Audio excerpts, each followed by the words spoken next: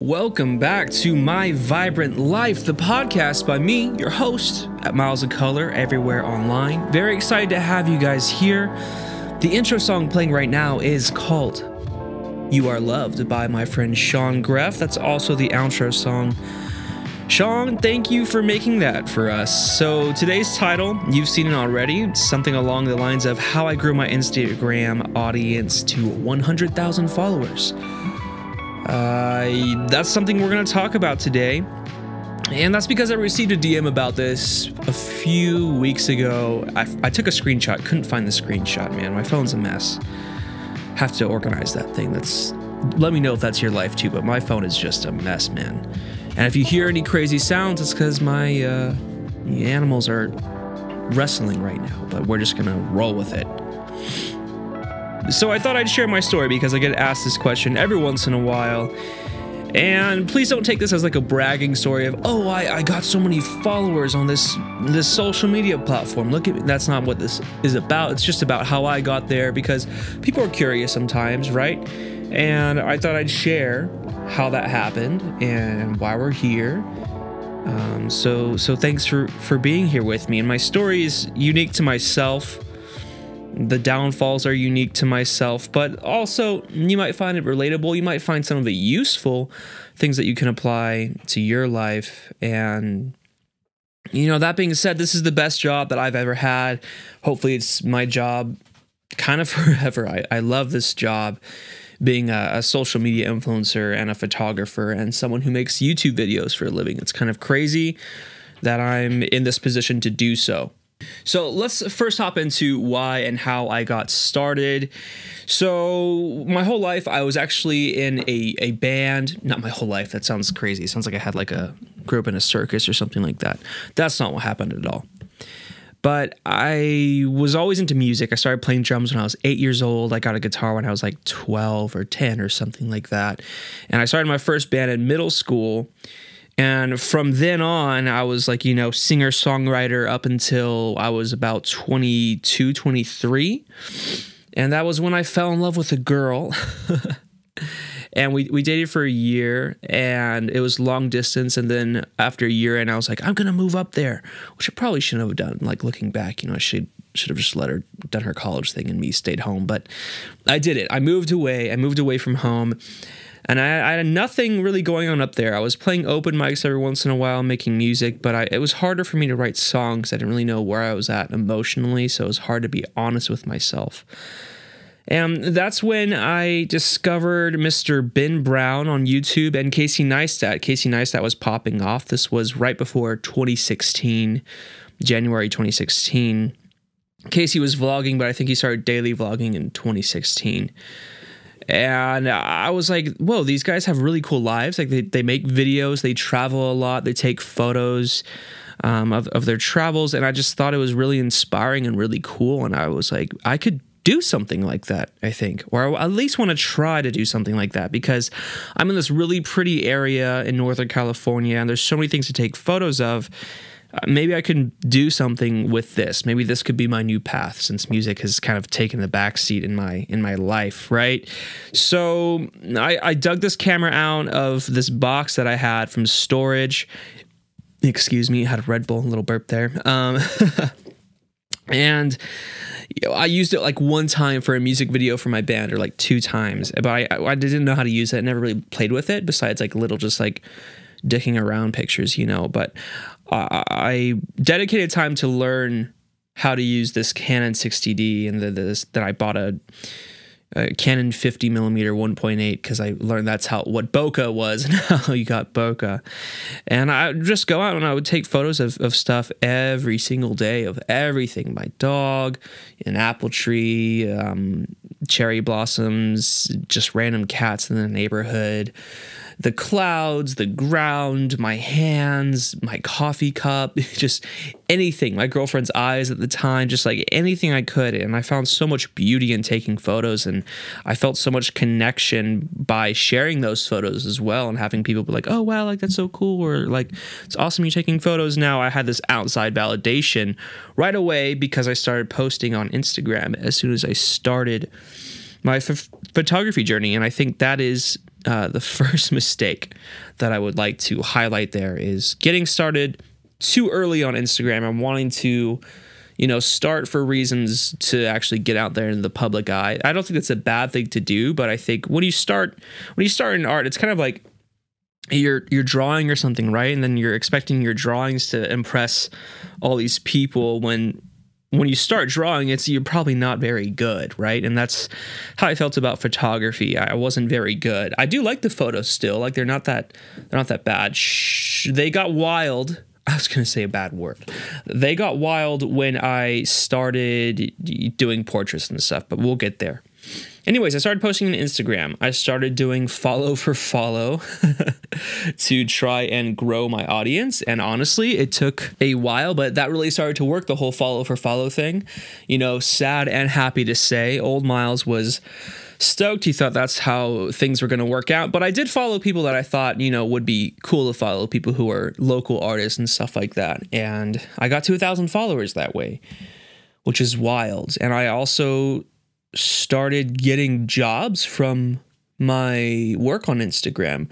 I got hired for a wedding, which was back where I used to live. So an 8-hour drive away, I charged $70 to take photos, 200 photos, and work 8 hours and then drive home the next day. So, that was my price. I really undersold myself. Could have easily charged at least like $500, right? But I don't know what I was thinking, man. I was new. This was like 2 months into my photography career. So after I was being involved in like this little kind of Instagram community that I built online, I went through a breakup and I moved back home down to Southern California, San Diego, and I ended up just kind of couch surfing for a year between my mom's house and wherever I could stay when I would travel, and then on my friend's couch and living room floor when my back was hurting too bad. From that couch. It was a great couch, but not for sleeping, And that was my state of living when I came back home, but that was a great year of my life. I believe that was summer 2016 going into 2017. And what I was doing during the days, besides going to school and working at a coffee shop, I tried to go out there and shoot with a model every single day. I got involved in portrait photography. And I liked it because I was getting to create with another person, and that was really fun to me. It's kind of, I don't know, I'm not like very much like a group project person, but when it comes to me leading the way and it being some kind of vision that I'm executing, that's way more fun for me. And practice made it worth it. It made it worth people spending their time to hit that follow button and to like my photos, and it made it worth it for me because I was becoming a better artist and growing my Instagram audience. And the next step was becoming part of a community. So San Diego didn't really have a tight-knit Instagram community at the time, and my friend Drennick, hello Drennick, decided to throw this meetup down there, which was really cool. At this kind of, it's almost an amusement park. I don't know what to call it. Amusement park / arcade area called Belmont Park. And I think it's Ocean Beach or Pacific Beach. And at that time I had like 5,000 followers, but I never really met any people in person who like knew who I was, right? But at this meetup, people knew who I was. And that was my first experience with having any form of notoriety from my Instagram following. And it was really cool because like, when do you actually get the chance to meet those people that hit the follow button in person, right? So that was really cool. So I got involved in the community. Me and Drennick eventually came together and created this thing called the Portrait Culture, which was a group that threw meetups, and we traveled and we did all this cool stuff, and it was really fun. And something that goes alongside getting involved in community, which I think is almost like the most important part to growing your Instagram audience when you're new. If you have like 50 followers to 10,000 followers, you should be out there getting involved with real people and meeting real people. And this goes forever for your Instagram audience, but I think especially when you're starting out, how are you supposed to gain followers when people don't even know who you are in your hometown? Get involved out there. And then something that really helped me get consistent with creating was finding people to collaborate with continuously. So I had Ali Rubo, who was someone I was working with all of the time. And we created a lot of images together. Super lucky to work with her, like, you know, once a week. And then I had my friend Emily Noland as well. She was super awesome to work with. Her handle at the time was seriously, which I think was an awesome handle. So cool. Among other people, I had this kind of, you know, this roster that was interchanging every few months, where I was getting different people to work with. I didn't really like working with new people all the time, because I wanted to know how someone worked, and then we could vibe together and create something, you know, all the time. So now I moved to LA, right? I got about 30,000 followers, and I'm like, this is early 2018. I'm a full-time creative now because of my Instagram audience. I can, you know, get jobs. People are hiring me for portrait sessions. People are hiring me for edits and stuff like that. And I was like, you know, it's time. I think I can make the move to LA and survive out there and get work. And I did. I moved out there. But my Instagram following, because that's what we're talking about here today. We're not talking about my entire story. I'll get into that some other time in a very concise video instead of just a ramble session like this. But I had, I think, 30,000 followers to 35,000. I'm not sure what the exact number was, but I stayed at that amount for 6 months, man. And I became doubtful of my talent and doubtful of if this was the right career for me. I was kind of like, oh, this could be it.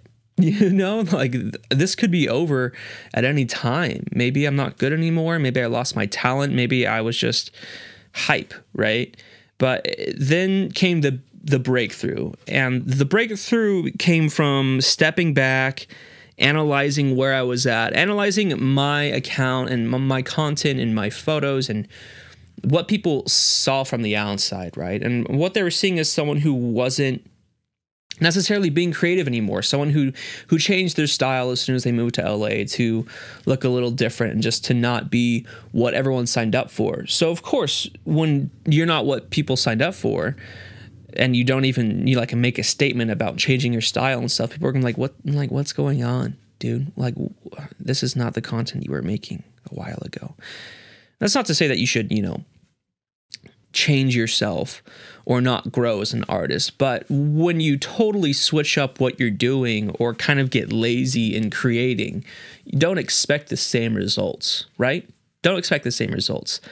And then I had to self-realize that, and then I had to decide what I wanted to do moving forward. So around that time, I think it was summer of 2018, you know, June or something like that. I think that's a 6 month, right? I'm pretty sure. June, July. I think it was July, actually, when I started creating more conceptual digital art content, kind of like I was doing, you know, a half a year ago. And what's funny is when I first started that, you know, the likes went up and people were more stoked and people were sharing my images, which was cool. I was like, nice, okay, cool. Like, I'm very proud of these. I'm happy other people enjoy them too. That's a nice outside validation, but I know I'm more happy with these images than just the kind of regular photos I was taking before without any concepts or anything in mind. And after a few months of that, I got shared by this page that had like 1 million something followers. And then they actually were part of a network of Instagram pages, and combined they had around like 10 million followers, I think, 5 to 10 million. I don't know all the pages' names, but I got shared by one, then I got shared by another and another and another. And I went from 30,000 followers to 100,000 followers in a matter of, I think, 2 months. I think this was like November to or October to December, I'm pretty sure. Something like that. Maybe it was 3 months, but very short amount of time to go from 30,000 followers to 100,000 followers. And here come the downfalls of growing an Instagram account, because none of that was really from me just simply posting and growing, right? That came from outside sources. And what I dealt with was something I haven't had to really deal with as an artist, and that was a lot of hate and criticism. When I looked at the photos that they shared of mine on their accounts, there was a lot of hate. People were saying they shared. So take a step back, I shared a before and after series. I started doing that for all of my posts, and then that page shared, you know, like 1 through 10, and it was like all these before and afters that I would share on my page, so people could see, you know, the original photo and then the edit and the crazy shift. And a lot of people were like, "Oh, I like the before, like they ruined it with the edit. The edit's disgusting. It's not even real. All these photos look like plastic. Colors don't look like this. Why would you ruin a good photo?" And that was the first time I was subjected to this hate on my photos. And I didn't know what to do with it, man. I didn't know what to do with it. I didn't deal with it well. So I was very self-conscious of what I was putting out there after that. And I took a step back. I was like, man, like, am I really bad? Like, dang, like, maybe I've been wrong all along. Maybe my shit sucks. But then I was like, they shared my work, so I'm just going to keep going.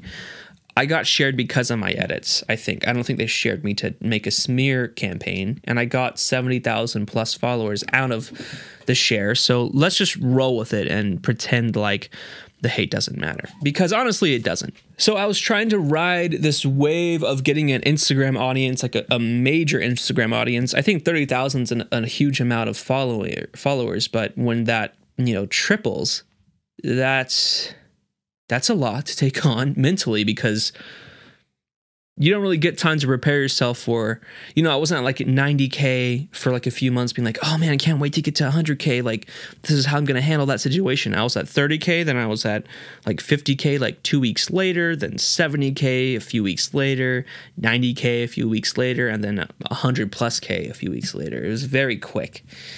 So it just took adjustments, right? And I ended up, what I wrote down here in my notes is that everything matters, but this mattered the most.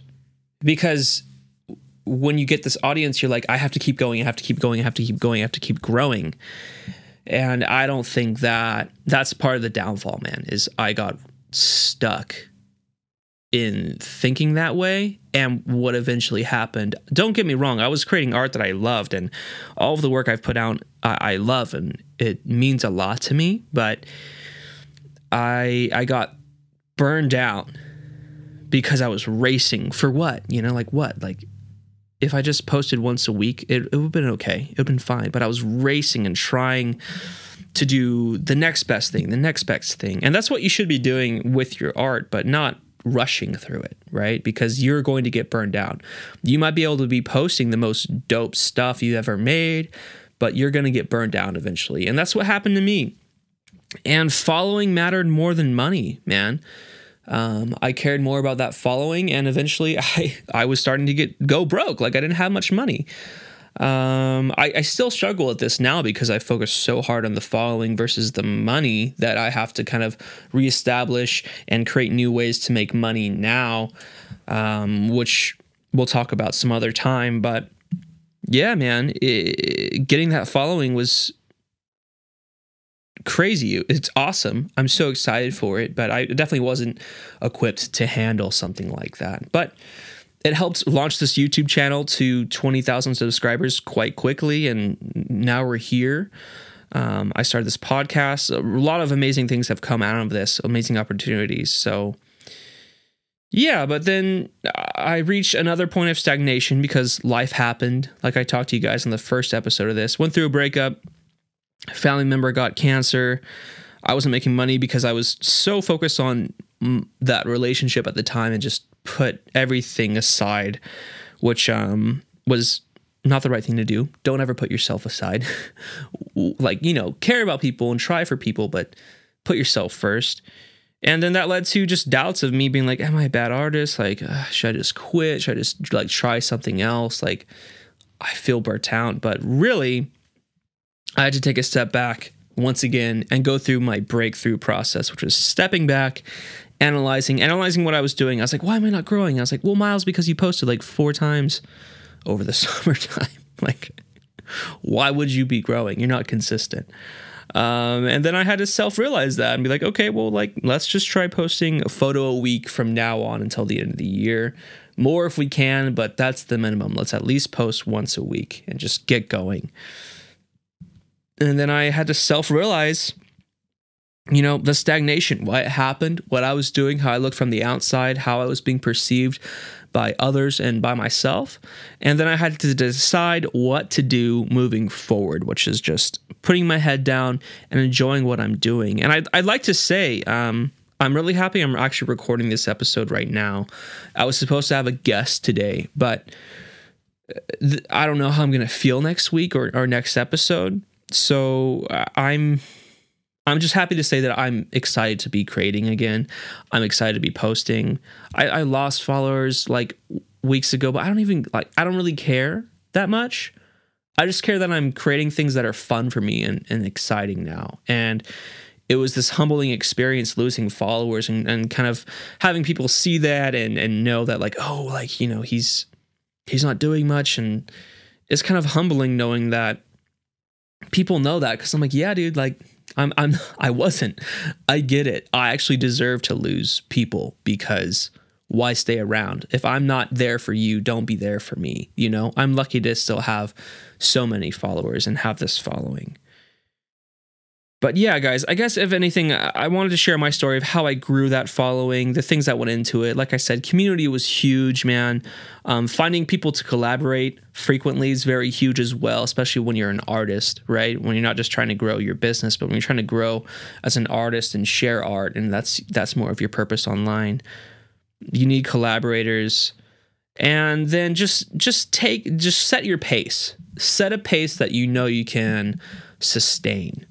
Because that's a really difficult part for artists, I think, is getting that pace going, staying with it, and not burning out. So take care of yourself too, man. But that's how I grew my Instagram following. Those were the little downfalls, the little things that were rough for me to go through as an artist. And I'm still figuring it out, of course. That's going to be an ongoing journey. I'll have new things to share all the time about how I handle these things or what I've gone through. But for right now, man, I'm happy to be alive, which is something that I haven't felt most of the year. And I'm happy to be here. I'm happy to be making this podcast, despite, you know, I don't care if one of you listens. I don't care if 100,000 people listen. I'm just happy to put it out there and hopefully help one or two people along the way, or enlighten someone on, you know, what it's like to be an Instagram influencer / photographer and someone who's grown a following. So yeah, maybe ask yourself, if you're someone who really wants a following, you know, why? Why do you want a following? What are you going to do with that following? What's your purpose behind that following? And are you capable of handling a following that large? I'd love to know what you guys thought of this podcast. Thank you so much for listening. This has been My Vibrant Life, episode 3. A good time chatting with you guys. I hope you have a very good week. Very excited to share some new art with you guys. And yeah, the next few podcasts are going to have some guests on them as well. But I also kind of just like sitting down here and talking to you guys for, you know, 20, 30 minutes. But yeah, okay. Let's end with my cat meowing. Bye, guys.